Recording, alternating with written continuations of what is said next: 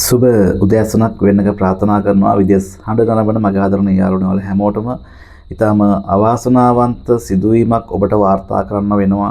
Lebanon එක පැත්තෙන් තමයි මේ ආරංචිය ලැබිලා තියෙන්නේ. ඔයගොල්ලෝ දන්නවා මේ විදිහට ලෙබනන් එකට ඊට බරපතල ගණයේ ප්‍රහාර දියත් කරනවා ඊශ්‍රායලය විසින්. ලෙබනන් එකේ දකුණු ප්‍රදේශයේ ගම්බිම් අතහැර ගිහිල්ලා ඉන්නේ මේ ප්‍රහාර වලට මුහුණ දීමට නොහැකි නිසා.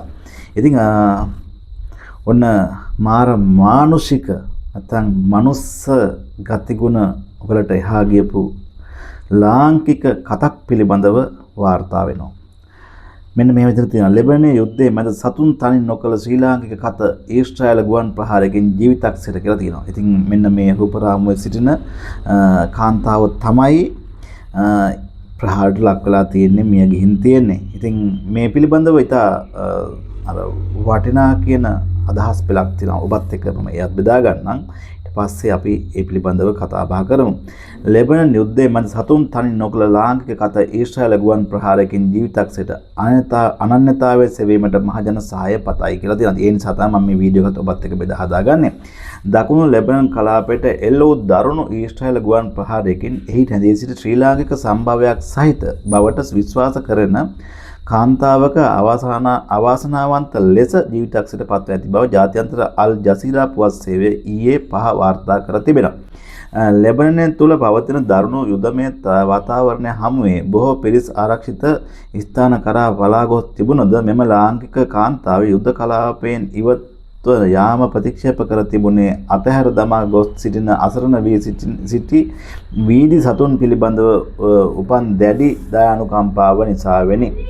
ඒ අනුව ඇය එම අවදානම් ප්‍රදේශයේම රැඳී සිටිමින් එම බලලුන් සහ සුනකයන් පෝෂණය කිරීමට හා රැකබලා ගැනීමට කටයුතු කරමින් සිටියේදී මෙම ඊශ්‍රායල ගුවන් ප්‍රහාරයට ඍජුවම හසු වී තිබෙනවා. අල් ජසීරා වාර්තාවට අනුව ඇයව හඳුනාගෙන ඇත්තේ රහ්මා යන නමින් පමණක් වන අතර ඇගේ සැබෑ අනන්‍යතාවය පවුලේ තොරතුරු හෝ ඇය ලංකාවේ පදිංචිව සිටි ප්‍රදේශය මෙතෙක් නිශ්චිතවම තහවුරු කර ගැනීමට හැකි වී නැහැ. මේ හේතුවෙන් ඇයගේ සැබෑ අනන්‍යතාවය හඳුනා ගැනීම සඳහා ඥාතීන් සොයා ගැනීම සඳහා මෙරට විදේශ කටයුතු විදේශ රැකියා හා සංචාරක අමාත්‍යාංශය මහජනතාවගෙන් හදිසි සහයෝගයක් ඉල්ලා සිටිනවා. ශ්‍රී ලංකා බලධාරීන් විසින් නිකුත් කරන ලද නිවේදනයේ මෙම මරණයට හේතු පසුබිම් විස්තරය හෝ මෙම සිදුවීම පිළිබඳව නිල වශයෙන් මෙතෙක් සනාථ කර නොමැති බවද අදාළ තොරතුරු දන්නා අයෙක් සිටී නම් වහාම දැනුම් දෙන ලෙස ඉල්ලා සිටින්නේ. ඒ අනුව තොරතුරු බත්‍රමුල්ල සුහුරුපාය ගොඩනැගිල්ලේ 16 වැනි මහලේ පිහිටි විදේශ කටයුතු අමාත්‍යාංශයේ කන්සිල් අංශය වෙත පෞද්ගලිකව පැමිණ හෝ 94යි 11යි 22යි 75යි 525 යන දුරකථන අංකය ඔස්සේ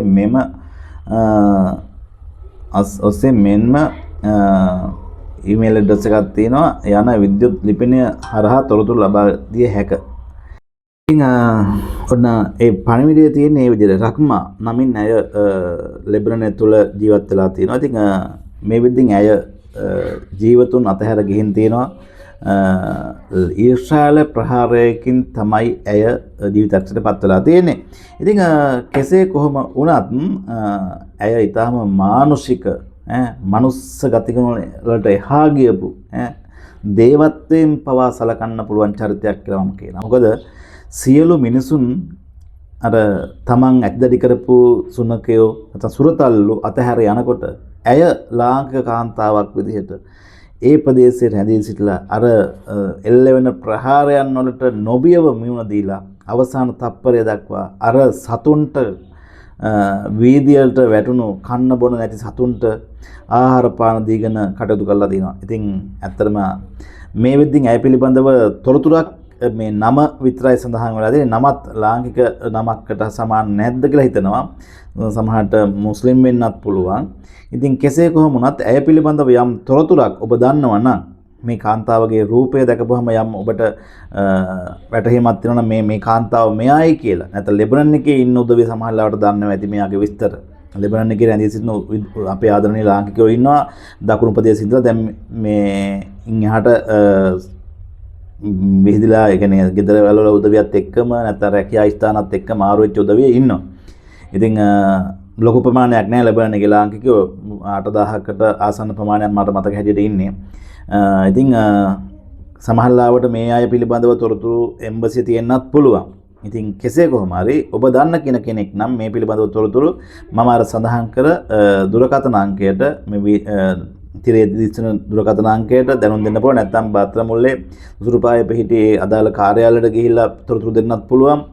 ඉතින් මේ කාන්තාව වෙනුවෙන් ඔබට හැකි දෙයක් තිබේ නම් කරන්න කිල්ලීම කරනවා. මොකද මෙයාව හඳුනාගෙන ඒ දේහයන් ලංකාවට ගෙන්වා ගැනීමට හරි ඒ පිළිබඳව කටයුතු කිරීමට හරි පවුලෝදය පිළිබඳව දැනුම් දීමට හරි ඔබ දන්න විස්තරයක් තිබේ නම් අනිවාර්යයෙන්ම මේ මැදිහත් වීම වෙන්න කියන ඉල්ලීම කරනවා. ඉතින් නැවතත් ඒ ආදරණීය සහෝදරයට නිර්වාණ සුවය අපි ප්‍රාර්ථනා කරනවා. මොකද ඇත්තටම මනුස්ස රටකට ගියත් අපේ තියෙන අර අපේ ලාංකික ලේවල තියෙන වෙනම මානුෂික ගුණාංගයක්. ඉතින් අන්න ඒක ඇත්තටම මේ විදිහට ලෝකෙටම දැනෙන්න මේ අවස්ථාවේදී තියෙනවා. ඇය කැප වෙලා තියෙන වීදියේට වැටුණු සුළුතුරුන් රැක බලා ගැනීමට යුද්ධය කොච්චර තිබුණත් එයාගේ හිතේ තිබුණු මානුෂික ගතිගුණය අයින් වෙලා නැහැ. මේ ක්‍රූර යුද්ධය හැමුවේ ඒ ලෝකෙට කියාපාන කතාවක් ඇය මේ වෙද්දී දිගහැරලා තියෙනවා. මොකද මිනිස්සු ගහමරා ගන්නේ මොනවටද කියන කාරණාව ඇය ඇත්තටම මිනිස්සුන්ට ලෝකෙටම පණිවිඩයක් වෙදිලා තියෙනවා. සතුන්ට ආදරය කරන මිනිස්සු හිටියා නම් මේ වගේ යුද්ධයක් කවදාකවත් ඇති වෙන්නේ නැහැ. නේද? ඉතින් අද වෙලා තියෙන්නේ සතෙකුට තියා කිසිම කෙනෙකුට ආදරය නොකරන මිනිස්සු අපිට බිහි වෙලා තියෙනවා. ඒ නිසා අද මිනිස්සු නිරපරාධේ ගහමරා ගන්නවා. මේ යුද්ධය කිසිම තේරුමක් නැතුව ලෝකෙම විනාශ කරා අරගෙන යනවා වගේ තමයි කියන්නේ. ඉතින් නැවතත් කියනවා මේ රක්මා පිළිබඳව යම් තොරතුරක් ඔබ දන්නවා නම් ඇය කොහෙද ලංකාවේ?